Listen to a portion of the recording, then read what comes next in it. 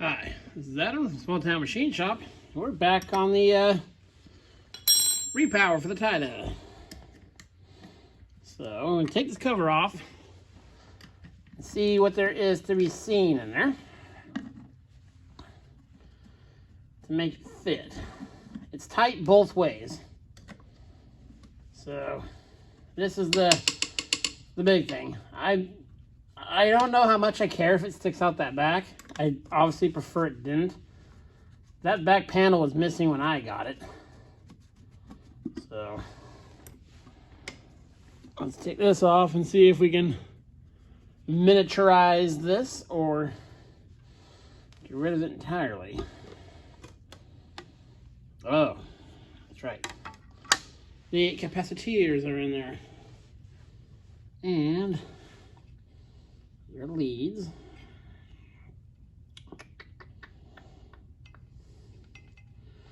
Now, these can be relocated.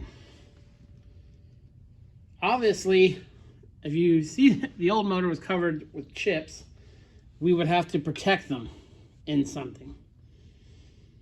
You got this band with 2 wires going to them. We can even put them remotely in their own thing.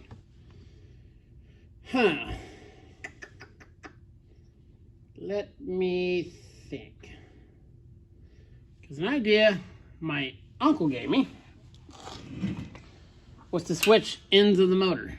Make this the output shaft side. You know, just take the guts out and flop them around.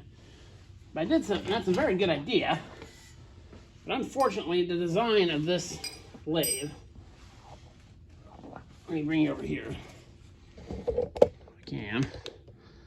There's a big casting right there. That's where the leveling foot is. So what we're going to do, I'm going to take this rod out right here, the tensioning rod. I'm going to try to put the motor in there, and we'll see. So I'm not going to show you that because that's going to be a struggle. I'll show you when I have the motor back in there. I'll bring you back. Okay, not an encouraging beginning to the project. This motor will not physically fit through that hole. I tried it every which way, upside down, everything. This box is like this hole was a 1/4 inch bigger in any dimension. It would fit in there, but it doesn't. So what I'm gonna do, I'm gonna go get my cart, my hydraulic cart, because there's gonna be a little bit of a to-do.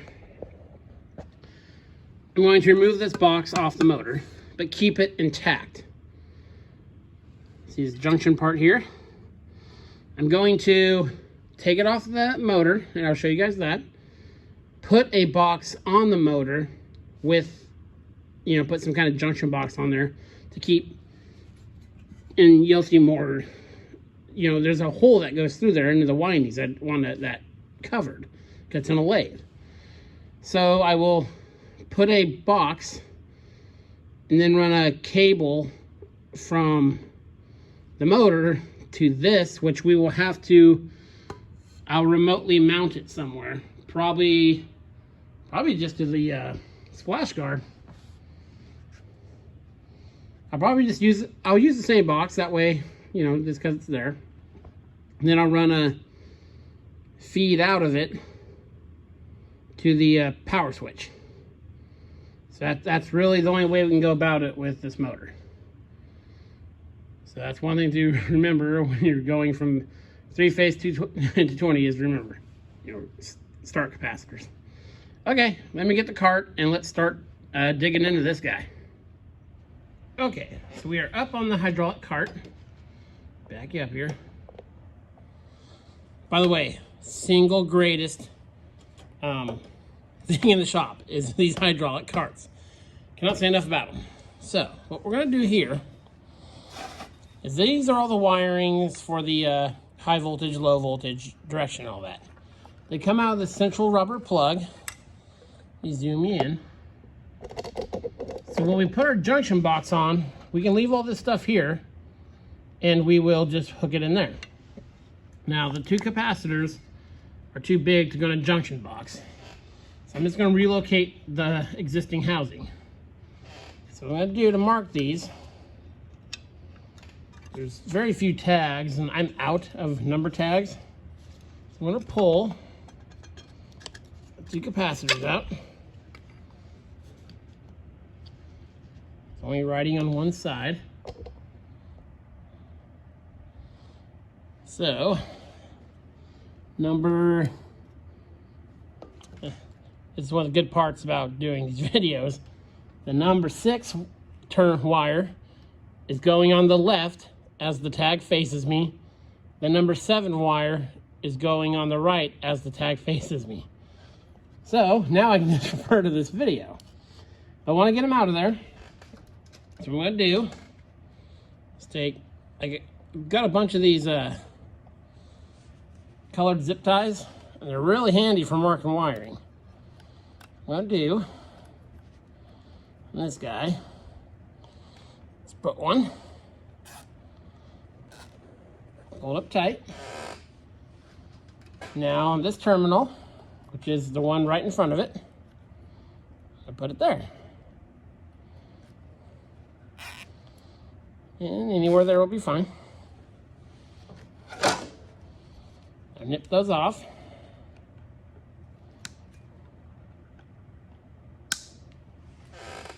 And then, now you could just do that. You don't have, because obviously one has a set of wires, one doesn't. I'm going to go ahead and do it on the other one, in case something gets mishooked.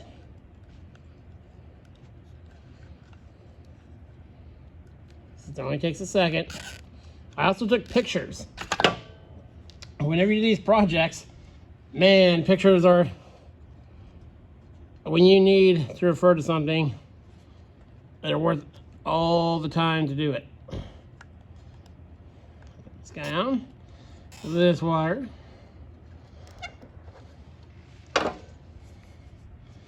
Give it a snippy poo. Another snippy poo. Okay.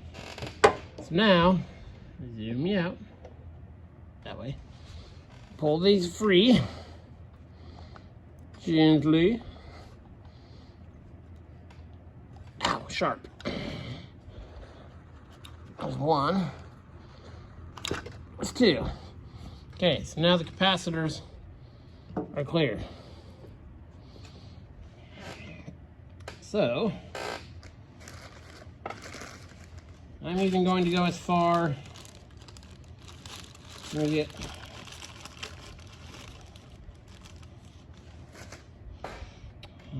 2 more.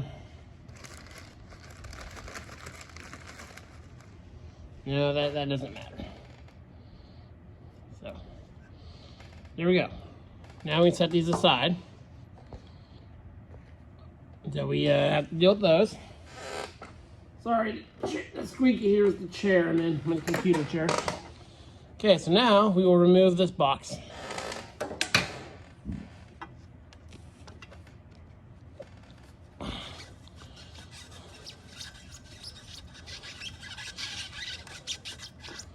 That's up close screwdriver action.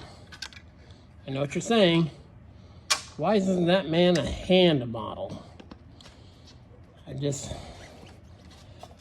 prefer to be a working man is all.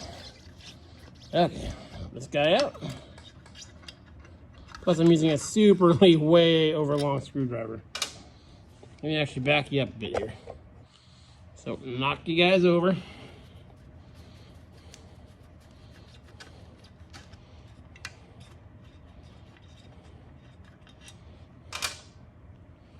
And a spider just crawled out of there. That's super cool.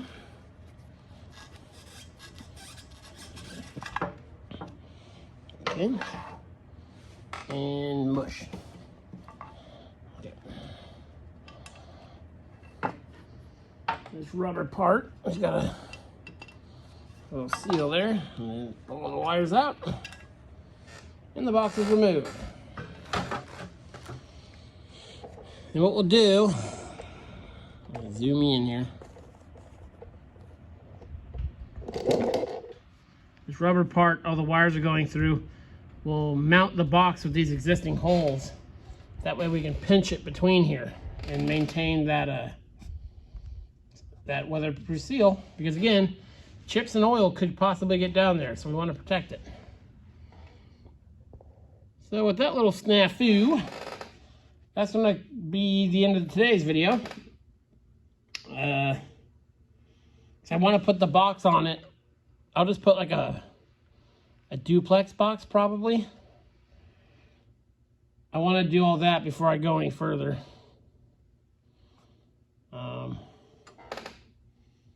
Yeah, I want to do that while it's on the table. So that'll be tomorrow's video. We'll put the box on there, and then we'll put this guy in there. This is Adam from Small Town Machine Shop. Please comment, like, and subscribe, and thanks for watching.